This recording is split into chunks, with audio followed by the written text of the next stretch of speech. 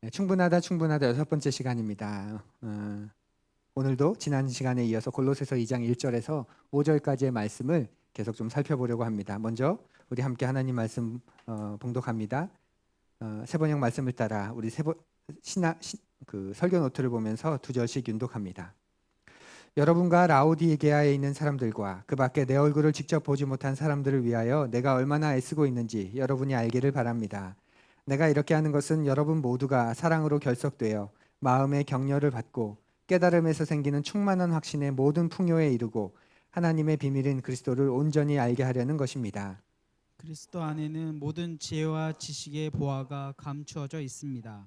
내가 이 말을 하는 것은 아무도 교묘한 말로 여러분을 속이지 못하게 하기 위함입니다. 나는 육체로는 비록 떠나 있으나 영으로는 여러분과 함께 있으며 여러분이 질서 있게 살아가는 것과 그리스도를 믿는 여러분의 믿음이 굳건한 것을 보고 기뻐하고 있습니다. 아멘. 지난 시간에 우리는 바울이 1절에 보면 자신이 얼마나 애쓰고 있는가, 얼마나 분투하고 있는가, 군대 용어를 가져오면서 자기가 얼마나 지금 전쟁 같은 그 전투하고 있는 삶을, 분투하고 있는 삶을 사는지 네 가지 정도 이유를 얘기했습니다. 그래서 지난 시간에 첫 번째 분투하는 이유를 살폈죠. 바로 성도들이 마음에 위안을 얻도록 하기 위함이다. 그 일을 위해서 내가 지금 전쟁 같은 삶을, 이 분투하는 삶을 살아가고 있다. 그래서 알아달라 이렇게 말하고 있습니다. 바울 사도가 이렇게 애쓰는 것을 보면, 이렇게 분투하는 것을 보면, 이것이 그리스도가 참된 위안과 평안을 우리에게 주시는 분이구나. 그리고 그리스도 안에 있을 때 우리가 참된 위안을 얻을 수 있구나 하는 것을 알기를 원했던 것이지요. 그리고 두 번째로 오늘은 처음 마음의 격려를 얻는 것이었고요. 오늘은 두 번째로 바울이 이렇게 분투하고 애쓰는 이유는 사랑으로 이들이 연합하기를 위함입니다. 결속되어 있기를 원해서 그가 애쓰고 있었습니다. 여기서 바울이 말하는 이 결속, 연합이라는 것은 그 같은 진리 안에서의 연합, 같은 그 신앙을 고백하는 것 안에서의 연합을 말합니다. 왜냐하면 당시 초대교회를 미혹하는 거짓 가르침들이 있었기 때문에 그냥 지금 연합하라는 좋은 마음 가지고 서로 잘 연합해, 그 연합이 아니라 지금 바울이 말하는 연합은 같은 진리, 같은 신앙 고백, 그 안에서의 연합, 그것을 말하고 있습니다. 다양성을 확장해주는 그런 의견들을 충분히 받아줄 수 있지만, 그러나 당시에는 진리 자체를 부인하게 만드는, 예수가 그리스도시다, 예수가 참된 하나님이시다, 그분은 몸을 가지고 이 땅에 오셔서 그 몸으로 우리의 대속 제물이 되셨다, 그래서 하나님과 우리 사이에 화평이 임하게 되었다 말하는 성경의 그 진리 가르침을 부인하고 파괴하는 그런 가르침들이 있었습니다. 그래서 바울은 분투하고 또 분투한 거죠. 그리스도가 유일한 주시다라는 그 같은 진리, 같은 신앙 고백으로서의 연합, 그 믿음을 요청하고 그것을 위해 두 번째로 분투하고 있다, 이렇게 말하고 있습니다. 여러분과 제가 신앙생활을 하면서 바울이 말하는 것처럼 이런 구분의 깊이가 깊어져야 합니다. 본질에 있어서는 일치를, 하지만 비본질에 있어서는 관용을. 관용이란 건 내가 동의한다는 뜻이 아닙니다. 내가 관용했다고 해서 내가 그걸 동의한다는 건 아니에요. 관용이라는 건 인정해 준다는 겁니다. 그 존재를. 그렇게 말하는 그런 생각을 가지고 있는 그 존재를 인정해 주는 것, 그것이 관용입니다. 그래서 관용이 사라진 사회는 어떤 사회가 되죠? 관용이 사라진 사회는 그 존재 자체를 인정해 주지 않는 거죠. 그래서 학대하거나 박해하거나 핍박하거나, 과거에는 조금이라도 다른 생각을 가지면 존재 자체를 용인하지 않았지요. 관용이라는 것은 나는 거기에 동의하지 않아요. 난 지금도 그것에 반대해. 나는 생각이 달라. 하지만 그렇게 말하는 그 존재 자체는 인정해 주는 것. 그것이 관용입니다. 여러분과 제가 신앙생활을 하면서 계속 깊어져 가야 하는 부분이 그 부분이죠. 본질의 일치를 이루고 있다면 비본질적인 부분에서는 관용해 주는 것. 나는 여전히 동의하지 않지만 내 신앙에서는 다르게 생각하지만 그러나 관용해 주는 것, 받아주는 것. 그런데 신앙생활을 잘못하다 보면 어떻게 됩니까? 본질적이지 않은 것을 가지고 싸우면서 서로 굉장히 공격하고, 그러면서 점점 더 골이 깊어지는 경우가 많지요. 기독교 2000년 역사 안에도 굉장히 다양한 교리들이 많이 있습니다. 기독교는 길인가요? 선인가요? 여러 번 얘기했는데요. 기독교는 길이죠. 예, 선이 아닙니다. 선이고 여기서 조금만 빗나가면 이상해지는 이단이 되는 아닙니다. 기독교는 길입니다. 그런데 기독교 우리 교회 역사를 보면 꽤 넓은 길입니다. 꽤 넓은 길. 그 길 가운데 나는 뭐 어느 쪽을 걷고 있는 거죠. 그래서 우리의 신앙은 꽤 깊습니다. 꽤 넓습니다. 예를 들면 구원은 하나님의 섭리와 주권이지요. 그죠? 하나님의 섭리와 주권이니까 구원이 취소될 수 있나요? 없나요? 예, 취소되지 않지요. 그런데 구원은 또 하나의 전통에서 보면 구원은 인간의 반응이지요. 그죠? 인간의 반응. 그러니 구원이 취소될 수 있나요? 없나요? 예, 인간의 반응이니까 그 반응이 잘못되면 그 반응을 거절하면 예, 취소될 수도 있는 거죠. 이게 우리 교회 안에 아주 건강한 신학의 흐름이고 교리의 흐름입니다. 이 다양성이 어떻게 공존하고 있습니까? 그런데 창조주 하나님을 창조주로 예수 그리스도를 유일한 구원자로 믿는 그 사실 위에서 공존해 나가는 거죠. 하나님이 창조주시다. 그 창조주께서 하신 일이니 그건 취소될 수 없다. 예, 거기서 나오는 거고 예수 그리스도를 유일한 구원자로 우리에게 허락해 주셨다. 그러니 그 예수 그리스도를 유일한 구원자로 고백하지 않는다면 그는 한때 그런 고백을 했더라도 그건 사라질 수 있다. 취소될 수 있다. 바로 이 긴간 위에서 동일하게 다 이어져 가는 것입니다. 하나 더 살펴볼까요? 복음을 들어보지 못한 사람 어떻게 될까? 복음을 듣지 못한 사람은 어떻게 되나요? 복음을 듣지 못한 사람. 이 질문이 어디까지 가냐면 이렇게 이어집니다. 복음을 듣지 못한 사람. 그러면 이순신이나 세종대왕은. 그리고 또 조금 더 가면 그러면 태어나자마자 죽은 아이는. 그래서 결국 그 질문이 어디로 갑니까? 하나님은 전능한가? 결국 하나님의 전능하심에 대한 질문으로 쭉 이어집니다. 복음을 들어보지 못한 사람 어떻게 될까요? 전제를 우리가 살펴야죠. 우리는 예수 그리스도만이 유일한 구원자라고 믿습니다. 왜냐하면 인간은 하나님과 분리되었고 인간은 하나님을 떠나 자기 중심성을 가지고 살기 시작했습니다. 하나님은 그것을 죄라고 여기셨지요. 그래서 이 죄의 문제를 해결할 수 있는 건 예수님의 죽음 외에는 없다고 성경은 말합니다. 인간은 이 문제를 해결할 수 없습니다. 그래서 하나님은 하나님 편에서 그 해결책을 주신 거죠. 바로 예수 그리스도의 대속의 죽음입니다. 그렇기에 십자가를 벗어나서는 그 하나님의 방법을 벗어나서는 그 어떤 사람도 구원을 얻을 수 없다는 것이 성경의 증언이고 하나님의 말씀입니다. 그러면 예수님이 죽은 게 왜 구원이 될 수 있냐? 인간의 죄에 대한 해결책이 될 수 있냐? 그런 질문을 던질 수 있습니다. 왜냐하면 예수님이 부활하셨기 때문에 해결책이 될 수 있는 거죠. 예수님이 부활하셨기 때문에. 예수님이 뭐 때문에 죽으셨습니까? 역사에서는 본인이 하나님이다. 내가 하나님의 아들이다. 내가 몸을 입고 이 땅에 온 메시아다. 하나님의 기름 부음을 받은 그리스도다. 그렇게 주장했습니다. 그렇기 때문에 나를 통해 하나님 나라가 이미 이 땅에 임했고 장차 하나님 나라가 완전히 임할 것이다. 그 신성 모독으로 예수님이 죽으셨잖아요. 그런데 그렇게 죽은 예수님이 다시 부활하셨다는 건 뭘 증명하는 거죠? 하나님께서 다시 살리셨다는 건 그분의 증언이 참이다. 그분이 하나님의 아들로 메시아로 이 땅에 오셨다. 그것이 공개적으로 입증되는 거죠. 그러니 예수님이 진실로 부활했다면 예수님은 그분의 주장대로 하나님의 아들이 되는 것이고 그리스도라는 것을 공개적으로 입증하는 사건이 되는 것입니다. 그래서 부활에 대한 증거는 우리를 구원의 은총으로, 속죄의 은총으로, 대속의 은총으로 우리를 이끌어가고 그리스도를 믿게 만드는 것이지요. 이것이 오직 그리스도만 유일한 구주다라고 우리가 주장하는 내용입니다. 다른 것을 주장해도 됩니다. 그런데 그걸 입증해야 되죠. 근거를 대야 됩니다. 그런데 그런 근거가 없습니다. 우리는 하나님의 인간을 구원하시기 위해 무엇을 하셨나? 하나님이 만드신 첫 세상의 모습은 어떠했나? 그런데 그 세상이 왜 망가졌나? 그래서 지금의 모습의 원인은 무엇인가? 그럼 이 세상을 창조한 창조주의 그 계획은 무엇인가? 그리고 장차 이 세상을 어떻게 완성하실 것인가? 우린 그것을 증명하고 입증하고 설명합니다. 다르게 말할 수 있습니다. 그런데 그러면 그걸 입증하고 근거가 있어야 하는데 그저 뭐만 있죠? 내가 믿기엔, 내가 생각하기엔, 또 내가 느끼기엔 내 상식선에선 이러면서 그것을 부정하고 부인하지요. 우리가 그런 토대 위에서 좀 생각해 본다면 그리스도에 대해 들어보지 못한 사람은 어떻게 되는가? 불공평하다, 잔인하다, 들어본 적도 없는데 어떻게 구원을 얻을 수 있는가? 어떻게 심판할 수 있는가? 이렇게 말합니다.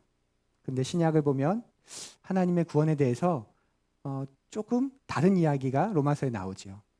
하나님을 알만한 것을 이 세상에 두었다. 그리고 그들의 양심을 통해서 하나님이 만드신 이 창조 세계, 일반 계시라고 말하는 이 계시를 통해서 하나님은 각 사람을 심판하실 것이다라고 바울 사도가 지나가는 듯이 이렇게 말합니다. 성경의 전체는 구주이신 그리스도, 메시아이신 그리스도에 대해서 아주 분명하고 직접적으로 증언하지만 로마서의 한 부분에선 바울이 살짝 지나가면서 천하 우주에 이 자연에 하나님을 알만한 것을 두었다. 그래서 양심이 이 자연이 창조주를 드러낸다 이렇게 말합니다. 그래서 그들은 그것에 대한 반응에 따라서 또 십자가를 듣고 그것을 알게 된 사람들은 그것에 대한 반응에 따라서 심판을 받는다 이렇게 말하지요. 그렇다면 양심이나 자연 계시를 통해서도 구원받을 수 있는가? 예수님을 믿지 않았다고 해도 구원받을 수 있는가? 다른 방법이 있는가? 이렇게 질문할 수 있습니다. 그런데 성경은 아니라고 말합니다. 여기서 여러분이 좀 분명하게 알아두셔야 합니다. 예수님의 속죄의 죽음 외에는 우리가 구원 얻을 수 있는 길이 없다고 성경은 말합니다. 그렇죠? 그런데 한편에서는 희미하게나마 이렇게 말합니다. 온 세상에 하나님을 알 만한 것을 만들어 두셨다. 그래서 그것을 통해 하나님을 알 수 있도록도 해 두셨다. 그래서 그것을 가지고 그들을 심판하신다. 이런 부분이 분명히 있습니다. 이 간격을 어떻게 해결해야 될까요? 이들이 예수님을 모르는 사람들이, 욥과 같은 사람들, 욥은 이 그리스도에 대한 고백을 한 번도 하지 않았고 아브라함의 후손도 아니었습니다. 그런데 욥기를 보면 하나님이 분명히 그를 인정하셨고 의롭다고 하셨고 그를 하나님의 자녀로 삼아주신 정면을 나옵니다. 그러니 우리가 이렇게 정리할 수 있지 않을까요? 하나님은 사람들이 가지고 있는 정보에 근거해서 분명 그들을 심판하실 것입니다. 그런데 그렇게 하실지라도 예수님의 속죄의 죽음이 이루어졌기 때문에 하나님은 그렇게 하실 수 있는 것이다 라는 거죠. 만일 예수님이 십자가에 죽지 않으셨다면 그 대속을 하나님 완성하지 않으셨다면 그 일조차도 불가능한 겁니다. 그런데 온 역사, 온 우주를 다 관통하면서 하나님께서 모든 것을 구원하는 길을 만들어 놓으셨기 때문에 그리스도를 통해 대부분이 구원을 향하지만 혹은 그 그리스도를 믿지 않기 때문에 심판을 향하지만 그 그리스도를 모르던 사람들, 몰랐던 역사에 있어서는 하나님을 알 만한 것을 가지고 하나님이 심판하실 거다. 근데 그 일도 그리스도께서 십자가를 통해서 이루신 그 일이 있었기 때문에 하시는 일이다 라고 우리 교회의 역사 속에서는 본다는 그런 부분입니다. 그래서 누구든지 예수 그리스도의 죽음을 통해서만 구원을 얻는다 이 말은 결코 불공평한 주장이 아니다라는 것을 우리가 좀 생각하고 또 기억하면 좋겠습니다. 근데 우리의 시대에는 이미 예수 그리스도가 계시된 시대를 살고 있죠. 그러니 우리는 우리의 시대에 그 그리스도를 어떻게 계시할 것인가, 드러낼 것인가, 계속 그 그리스도를 어떻게 따를 것인가, 이제 그것을 더 고민하는 그런 시대가 되었죠. 이렇게 토대, 근거, 기초가 같지 않으면 결국 삶의 목표가 달라지게 되고 삶의 방식도 달라지게 됩니다. 그래서 바울 사도는 같은 진리, 같은 신앙 고백, 이 안에서 연합되는 것이 너무나 중요하다고 이렇게 말하고 있습니다. 다른 것을 믿는 한 공동체는 사랑으로 연합될 수가 없습니다. 거기에는 갈등이 끊이지 않습니다. 분열과 분리를 뜻하는 영어 단어가 디비전이다. DI, to라는 의미의 접두어다 말씀드렸잖아요. 분열되는 거 너무 쉽습니다. 싸울 필요도 없고 그냥 그 공동체의 비전이 두 개가 되면 서로 나뉘어지는 겁니다. 그래서 제가 여러 번 여러분에게 강조하지 않았습니까? 제가 좋아하는 단어, 제가 유독 좋아하는 표현, 제가 자주 하는 표현, 그런 게 여러분의 기도에 담기지 않으면, 여러분의 대화에 담기지 않으면 결국 우리는 나눠지는 겁니다. 이해되세요? 네, 그때 나눠지는 거예요. 오늘 되게 감동이었습니다. 우리 성희자매의 기도. 여러분 느끼셨나요? 지난주에 설교 가운데 일정 문장을 그대로 가져와서 기도했습니다. 예, 모르셨죠? 예, 설교문을 쓴 저는 압니다. 이거 지난주에 내가 설교했던 한 대목인데 그 그대로 가져와서 이렇게 같은 말을 하고 같은 방향을 가지면 우리는 하나가 되는 겁니다. 앵무새가 되라는 게 아니라 적어도 토대는 같아야 한다는 거죠. 그래야 우리는 일치를 이룰 수 있습니다. 바울 사도가 그렇게 교회가 단단히 결합되기를 기대하고 있고 거기에서 특별히 사역자들의 역할에 대해서 강조하는 겁니다. 사역자들의 사랑은 어떻게 표현돼야 될까요? 자기의 명예를 위해 일하지 않고 자기의 생계를 위해 목회하지 않고 오직 그리스도만 전파할 때 그게 진정한 사역자의 사랑이 되는 겁니다. 성도들을 그리스도 안에서 완전한 자로 세우기 위함이죠. 그 목적을 품고 그리스도의 복음을 전하는 것, 그것이 사역자들에게는 성도를 향한 사랑이 되는 것이고 예수님을 향한 사랑이 되는 겁니다. 우리 각자가 그리스도 앞에서 사역자다, 그분의 일을 이루는 사역자다 할 때 그 사역자의 의미도 거기에 있습니다. 우리가 만나는 사람들을, 우리 안에 있는 사람들을 그리스도 안에서 완전한 자로 세우기 위해 오직 그리스도만을 드러내고 전하는 것, 이것이 서로를 향한 진실한 사랑이 되고 또 예수님을 향한 깊은 사랑이 될 수 있는 것이지요. 그럴 때만 우리는 세상과는 다른 종류의 모임이 될 수 있는 것이고 그리스도를 머리로 하는 그분의 몸인 교회가 될 수 있는 겁니다. 그리고 그럴 때 공동체는 하나가 됩니다. 그래서 가까이서 잘 되는 것을 볼 때 기꺼이 축하해 줄 수 있고 다른 지체가 고통에 당한 문제를 볼 때 내 문제처럼 아파하고 돌볼 수 있는 것이지요. 바울 사도가 자기가 분투하는 세 번째 목적을 이렇게 말합니다. 완전한 확신에 이르기 위함이다.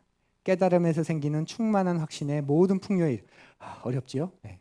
완전한 확신에 풍성히 이르길 원한다. 그런 의미입니다.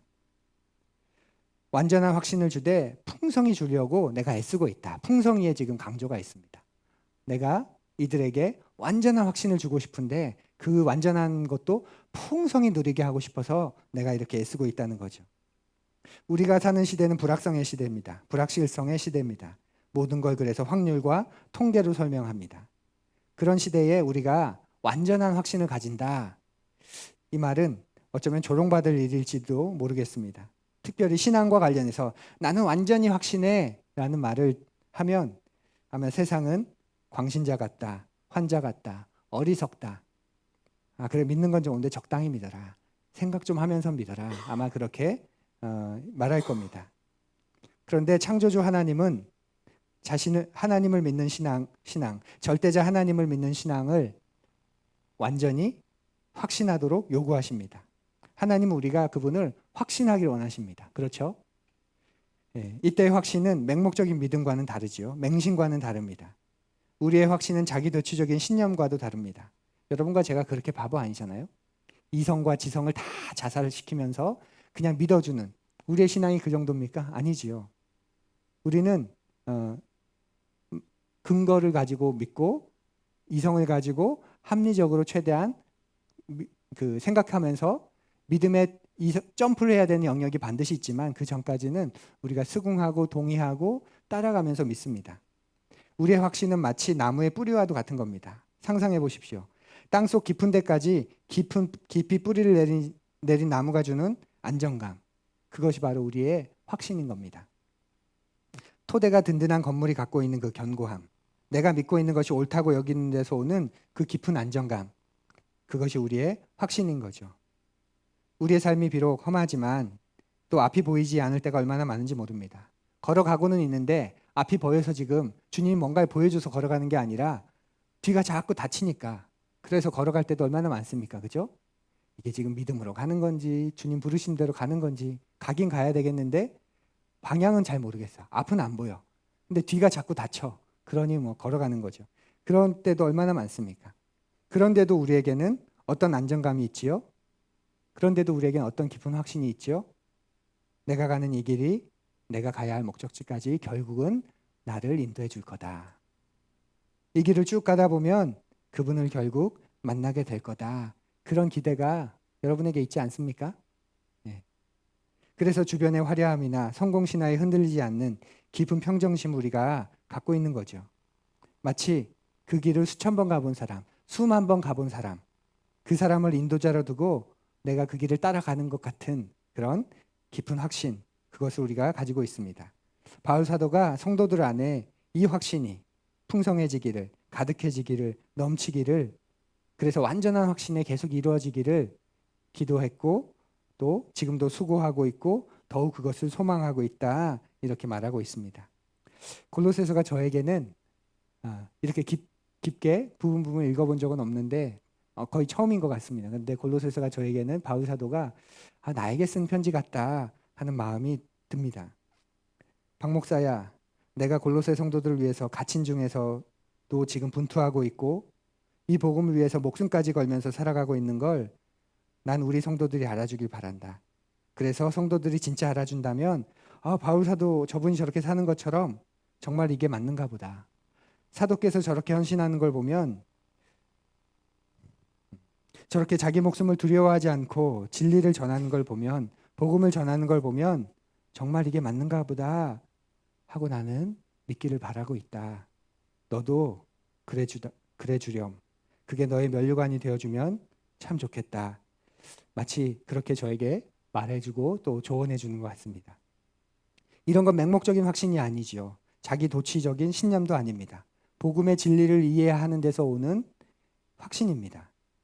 그래서 바울이 모든 신령한 지혜로 성도들에게 예수 그리스도를 가르치고 싶다고 기도하고 있는 것이죠. 사랑하는 푸르니 여러분, 우리도 이런 삶 욕심내면 좋겠습니다. 내가 무엇으로 평가받을까? 내가 무엇으로 드러나고 나타날까? 솔직히 이제 우리 좀 준비해야 될 때 아닙니까? 죄송합니다. 길어야 2, 30년 이제 밖에 안 남았는데, 그죠? 이제 2, 30년 뭐 안 남은 분도 계시겠지. 더 남은 분도 계시겠지만, 2, 30년 후면 이제 그분 앞에 설 텐데, 우리의 마지막 그분 앞에 서기 직전의 모습을 이제 우리 좀 고민해야 될 때 되지 않을까요? 영원한 현역 같으세요? 곧 그날 옵니다. 우리 이제 그날 준비해야 될 때입니다. 우리는 20대, 30대가 아니잖아요. 이제 이렇게 한 10년, 15년 정도 걷고 나면 이제 겸손히 시간에 맡길 때, 그분의 처분에 맡길 때 곧 오지 않습니까? 그러면 그 삶을 이제부터 준비해야 되죠. 그저 안정된 노후, 안정된 노년 하면서 마지막까지 깔끔하게 예배하다 살다 가는 걸 주님께 목표를 삼아서 될까요? 그건 우리 영역도 아닙니다. 그건 우리가 어떻게 할 수 있는 게 아닙니다. 그런데 바울의 이 고백은 우리의 영역입니다. 우리가 할 수 있는 것이고 비록 완성은 못해도 그 지향만큼은 분투할 수 있는 우리에게 남겨진 몫입니다. 나다니엘 호손의 단편소설 큰 바위 얼굴이 얼마나 그런 의미에서 보면 감동적입니까? 주인공이 자신의 사는 마을에 전설처럼 내려오는 우리 마을에서 저 큰 바위 얼굴을 닮은 빼어난 사람이, 정말 정말 위대한 사람이 나타날 거다. 그 전설에 어린 시절에 매료돼서 평생을 저 큰 바위 얼굴 같은 사람 만나고 죽으면 좋겠다 하는 소망으로 그 마을에 살지요. 그 마을 출신의 유명한 정치인이 오고 기업가가 오고 많은 사람들이 오지만 사람들이 처음엔 열광하지만 그 얘기를 좀 나눠보고 그 사람의 마지막의 삶을 보면 너무나 추해서 사람들이 다 큰 바위 얼굴 같은 사람을 기대하고 있습니다. 그러다가 한 시인이, 문학가가, 뛰어난 문학가가 오지요. 그 말, 그 깊은 사상, 사람들이 다 매료되고 주인공인 어네스트도 매료됩니다. 그렇게 시인이 강연을 하고 있는데 햇빛이 비치면서 어니스트의 얼굴을 비추죠. 그런데 시인이 깜짝 놀라면서 외치지 않았습니까? 보십시오.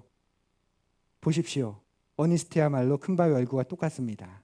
모든 사람들이 어니스트를 쳐다보았다. 그리고 그 시인의 말이 사실임을 알았다. 예언은 실현되었다. 이렇게 소설이 끝납니다. 한평생 큰 바위 얼굴 같은 사람을 보려고 자기도 큰 바위 얼굴을 닮아가는 그. 근데 마지막에 모습을 보니 그가 큰 바위 얼굴이 되어 있는, 예언이 실현된 이 소설이 마치 그리스도인인 우리의 삶을 가르쳐 주는 것 같아요. 평생 그리스도를 바라보고 그리스도 닮은 인격을 고대하고 그런 사람 만나기를 소망하면서 살아가다 보니 어느새 그런 사람이 되어 있는, 그리고 하나님의 약속, 우리를 향한 예언, 그 예언이 실현되었다. 너무 놀라운 소설 아닙니까? 그 삶 우리가 탐내고 또 고민하고 계속 욕심내었으면 좋겠습니다. 그러기 위해선 계속 같은 진리 안에, 같은 신앙 고백 안에 머물러야 되겠지요. 거기서 그분을 닮은 모습이 나오기 때문에 그렇습니다. 그런데 잘 배우지 않고 잘 알지 않고 건강하게 확신할 수 있는 방법은 없는데 우리에게 그런 마음이 사람들에게 그런 마음이 있습니다. 믿겠다고는 하는데 배우기는 어렵다. 배우기는 좀 고민된다. 배우진 않겠다. 이 말이 얼마나 어리석은 말입니까? 목사님 그냥 말만 하십시오. 제가 믿겠습니다. 이건 온전한 확신이 아니지요. 마치 운전하는 것 귀찮으니 그냥 운전하겠습니다. 이것과 뭐가 다르겠습니까? 사랑하는 부린 여러분, 여러분이 아무리 전쟁에서 승리를 확신한다고 해도 무사고를 확신한다고 해도 또 좋은 성적을 낼 거야라고 확신한다고 해도 그 확신이 결과까지 가져오는 것은 아니지요. 내 구원의 확신이 분명하다고 해서 우리가 구원받는 게 아닙니다. 우리에게 필요한 건 믿음이지 확신이 아닙니다. 아무리 우리가 예수를 그리스도라고 믿는다고 확신해도 어쩌면 나는 그리스도를 믿지 않는 사람일 수도 있습니다. 유대인들을 생각해 보십시오. 그렇게 예수를 죽이는 것이 하나님을 사랑하는 것이다라고 추호의 의심도 없이 믿었습니다. 그런데 그들은 하나님과 가장 상관없는 사람 아니었습니까? 우리의 확신은 내가 얼만큼 확신하느냐가 아니라 내가 복음의 진리를 이해한 데서 오는 확신일 때 비로소 올바른 확신이 되고 우리에게 영생을 가져오는 확신이 됩니다. 그래서 말씀 앞에 나를 두는 거고 말씀의 권위 앞에 무릎을 꿇는 거지요. 계속 진리이신 말씀 앞에서 우리 스스로를 알아가고 또 우리 스스로를 비추어 보고 또 그 말씀이 우리를 이끌어가도록 내어둘 때 그때 비로소 갖게 되는 확신이 우리를 온전케 하는 깊은 평안을 주는 확신으로 변화됩니다. 우리에게 그런 내적인 힘, 내적인 질서가 계속 바로잡혔으면 좋겠습니다. 그 오래전에 나의 아저씨라는 드라마를 보면서 그 대사들에 감탄했었던 적이 있습니다. 대사 하나하나가 얼마나 울림이 있었는지 모릅니다. 나의 아저씨 보셨나요? 정주행하셔도 좋을 것 같습니다. 그 대사 이런 대사가 나옵니다. 그 주인공의 직업이 구조기술사라는 직업이죠. 구조기술사. 그래서 그 직업을 이렇게 소개합니다. 건축사는 디자인하는 사람이고 구조기술사는 그 디자인들의 건물이 나오려면 어떤 재료를 어떻게 만들어야 안전한지 그걸 계산하고 또 계산하는 사람이야. 말 그대로 구조를 짜는 사람. 그래서 주인공이 건물의 구조를 짜는데 가장 중요하게 여기는 게 건물의 외력, 내력 이걸 갖추는 것이라고 말하지요. 들어보십시오. 모든 건물은 외력과 내력의 싸움이야. 바람, 하중, 진동 있을 수 있는 모든 외력을 계산하고 따져서 그것보다 세게 내력을 설계하는 거야. 아파트는 평당 300kg 하중을 견디게 설계하고 사람들이 많이 모이는 학교나 강당은 하중을 훨씬 높게 설계하고 한 층이라도 푸드코트는 사람들 앉는 데랑 무거운 주방기구 놓는 데랑 하중을 다르게 설계하고 항상 외력보단 내력이 세게. 그러면서 주인공은 이 직업에서 자기가 얻은 그 원리로 자기의 인생을 설명하기 시작합니다. 인생도 어떻게 보면 외력과 내력의 싸움이고 무슨 일이 있어도 내력이 있으면 버티는 거냐. 그래서 내력이 뭐냐고 물어봅니다. 그런데 내력을 이렇게 설명하죠. 잘 모르겠는데 내 친구 중에 정말 똑똑한 놈이 하나 있었어. 이 동네에서 정말 큰 인물 하나 나오겠다 싶었는데 근데 그 놈이 대학 졸업하고 얼마 안 있다가 뜬금없이 머리 깎고 절로 들어가 버렸어. 그러면서 부모님이 동네가 충격이었던 그런 시절의 이야기를 말합니다. 그러면서 그 친구가 했던 말 아무것도 갖지 않는 사람이 되고 싶다. 전에 뭔가를 가져야 안정된 사람이 된 것 같은데 근데 그걸 가졌다고 안정된 것 같지도 않고 그걸 잃게 되면 더 불안하고 나를 안전하게 만들어준다고 생각했던 것들이 금이 가기 시작하면 그것 때문에 못 견디고 무너지고 그건 내 힘이 아닌 것 같아. 나의 진정한 내력이 아닌 것 같아. 그렇게 말해주죠. 그러면서 그 여배우 그 자기의 동료 그 부하 직원 그 직원을 왜 뽑았는지를 이렇게 말합니다. 무의식 중에 그놈 말에 동의하고 있었나 보지. 그래서 이런저런 스펙 줄줄이 나열된 이력서보다 달리기 하나 써 있는 이력서가 훨씬 세 보였나 보지. 주인공이 내력을 드라마 안에서는 그렇게 설명합니다. 근데 이 말이 저에겐 굉장히 와닿았습니다. 어쩌면 이 내력이라는 게 복음을 이해하는 데서 오는 우리에게는 내적인 질서가 아닐까요? 복음을 이해하는 데서 오는 내적인 질서. 세상이 주는 내적인 질서 말고 세상의 가치관이 제시해주는 어떤 균형된 것 말고 복음을 이해하는 데서 오는 하나님이 창조주시다. 그 하나님이 그리스도를 통해 이 세상을 구원하셨고 완성하실 것이다. 우리는 그 시간을 향해 걸어가고 있다. 그 복음을 이해하는 데서 오는 이 내적인 질서. 그것이 신앙의 내공이라고 할 수도 있고 신앙의 맷집이라고 부를 수 있겠지만 그것이 바로 우리의 내력이 아닐까요? 그래서 외력이 좀 세게 와도 우리의 내력이 세다면 무너지지 않는 거죠. 지난 시간 말씀드린 것처럼 태풍이 불어서 가지가 꺾일지언정 뿌리는 뽑힐 수 없는, 상처 입을지언정 뿌리까지 흔들리지 않는 그런 삶이 거기에 있지 않을까요?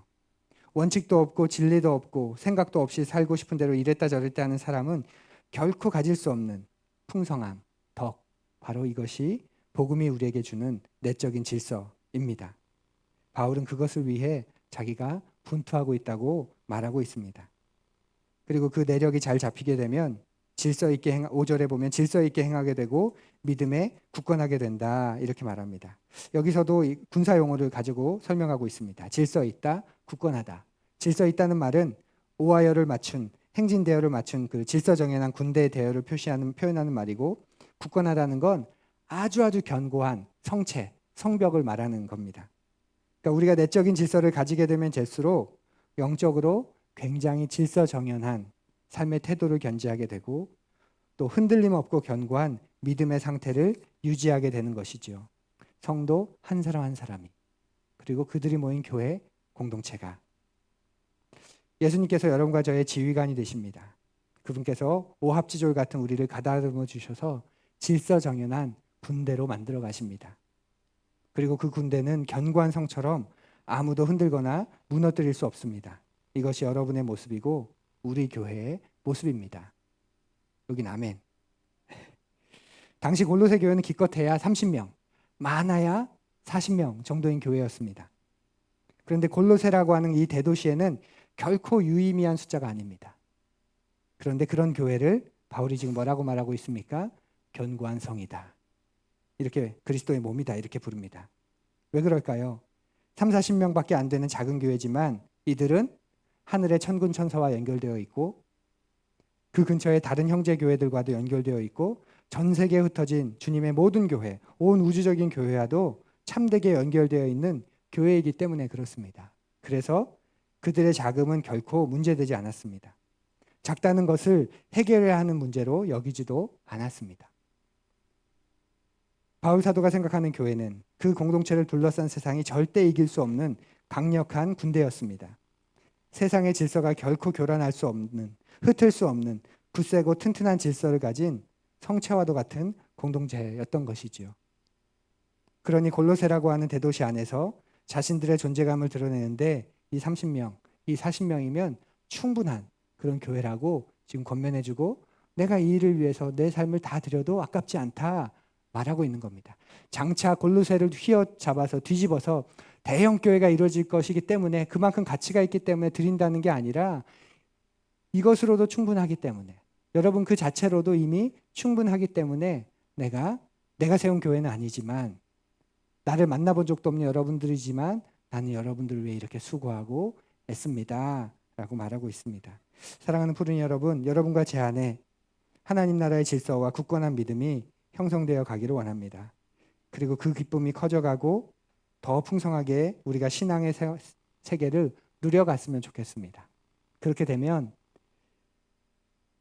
더 자연스럽게 또 더 많이 우리가 사랑하는 사람이 되지 않을까요? 그리고 더 힘을 빼고도 사랑하는 법을 이제 배우게 되지 않을까요? 어느 순간부터 그런 사람이 되면 좋겠다. 우리 공동체가 그런 모습을 보았으면 좋겠다 하는 게 제 이유가 되었습니다. 한창 혈기 많을 땐 교회 비전, 사명 그러면 뭔가 숫자를 가져왔습니다. 그런 표들 많이 보실 거예요. 10년 안에, 20년까지, 20명의 선교사를, 20년. 그렇게 그랬다면 지금은 어떤 교회 하고 싶습니까? 어떤 교회가 목표입니까? 하면 그냥 이렇게 크게밖에 이야기할 수 없는 것 같아요. 그냥 그곳에 모인 우리가 그리스도를 닮아가고 근데 우리끼리 참 재미있고 그래서 주님께서 부르실 그날에 가면 주님께서 허락하신 삶, 신앙의 삶이 참 행복했다. 재미있다. 내가 먼저 갈게. 가서 기다리고 있을게. 좀 이따 보자. 먼저 가세요. 좀 이따 갈게요. 그렇게 말하는 그런 교회, 그런 공동체, 우리가 그런 사람이 되었으면 좋겠다 하는 것이 어느 순간 제가 사는 이유가 되었습니다. 바울 사도의 이 멋진 목표가 저의 목표가 된 것처럼 여러분에게도 동일한 목표가 되었으면 좋겠습니다. 그러면 우리는 하나가 됩니다. 제가 기도 중에 고백하듯 이것이 하나님께서 나를 부르신 이유다. 내게 맡기신 사명이다. 여러분도 여러분의 고백 중에 그렇게 말할 수 있었으면 좋겠습니다. 그러면 여러분의 신앙의 삶이 한결 가벼워지실 겁니다. 왜냐하면 제가 그랬으니까요. 이것을 내 삶의 목표로 삼고 나니 정말 중요한 것을 확신하고 나니 자유함을 가지게 되었습니다. 그래서 건물에서, 인원에서, 재정에서, 영향력에서 한결 자유로운 그런 삶을 살아가게 된 것이죠. 장차 이루어질 모습 때문에 지금 가지고 있는 모습을 허비할 필요도 없고 지금 가지고 있는 모습에 충실하다 보면 어느 순간 장차 이루어질 모습이 가겠지. 그런데 우리는 자꾸 미래를 목표로 지금을 자꾸 희생하고 소비하면서 살지 않습니까? 아이들에게도 30년, 30대, 40대 너의 인생이 성공하려면 10대, 20대 지금을 누리지 못하게 만듭니다. 10대, 20대 누리지 못했는데 30대, 40대 성공한들 어떻게 누릴 수 있겠습니까? 지금 만난 사람, 지금 있는 곳, 지금 나에게 주어진 환경, 부족하고 모자라도 이 안에서 주님을 경험하고 충분히 누려나가면 내가 어느 자리에 가든지 우리는 그곳에서도 동일한 삶을 살고 살 수 있게 되지 않을까요? 물론 여전히 어떻게 해야 이 목표가 이루어지는지 잘 몰라서 헤매고 있기도 하지만 그래도 표대는 분명하게 보이니 감사하고 있습니다. 여러분들이 이 깨진 세상에서 복음과 사랑으로 위안을 받으시고 그리스도의 사랑으로 하나가 되시고 복음을 확실히 깨달아서 풍성한 확신 가운데 같은 확신 가운데 우리가 거하게 되고 그리스도를 지금보다 훨씬 더 잘 알아감으로 친밀히 그분과 교제하는 삶을 서로 도와가는 것, 이것이 여러분과 저에게 주신 사명이 되었으면 그리고 우리가 보는 표대가 되었으면 참 좋겠습니다. 그렇다면 우리가 모이든지 흩어지든지 우리만의 장소가 있든지 우리가 공유하는 장소를 사용하든지 큰 문제가 되지 않을 겁니다. 이 일에 같이 하여 주십시오. 그러면 그리스도의 주님의 몸된 교회로 주님의 마음을 흐뭇하게 해드리는 참된 교회로 푸른 교회로 정말 푸르게 세워져 갈 줄로 믿습니다. 그 축복이 우리와 함께하기를 간절히 축복합니다. 우리 거듭의 기도 잠시 오늘 말씀 묵상하시면서 우리 거듭의 기도 함께 드리겠습니다. 오늘 바울의 말이 바울이 그저 한 문장으로 했던 말을 쪼개고 나누다 보니 더 어려운 말이 된 듯하기도 하고 또 우리에게는 더 소화가 안 되는 그런 말이 되었을 수도 있지만 그 바울의 말 속에서 우리에게 품게 하시는 또 나에게 찾아오시는 그 한 문장 한 단어는 무엇인지 주님께 여쭈어 보십시오. 그리고 그것에 비추어서 나의 삶을 결단해 보십시오. 그러면 한 말씀으로 하나 되는 우리가 될 것입니다.